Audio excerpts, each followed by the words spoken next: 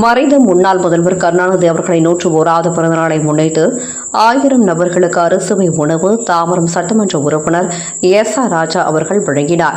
செங்கல்பட்டு மாவட்டம் தாம்பரம் பேருந்து நிலையம் அருகில் முத்தமிழ் கலைஞர் அவர்களின் 101வது பிறந்தநாளை முன்னிட்டு பெருங்களத்தூர் வடக்கு பகுதி சார்பில் பகுதி செயலாளரும் தாம்பரம் மாநகராட்சி 4வது மண்டல குழு தலைவரும் ஆன டி. காமராஜ் ஏற்பாட்டில் சிறப்பாக கொண்டாடப்பட்டது. இதில் சிறப்பு விருந்தினராக தாம்பரம் சட்டமன்ற உறுப்பினர் எஸ்.ஆர். ராஜா கலந்து கொண்டு 1000 நபர்களுக்கு அறுசுவை உணவு வழங்கினார்.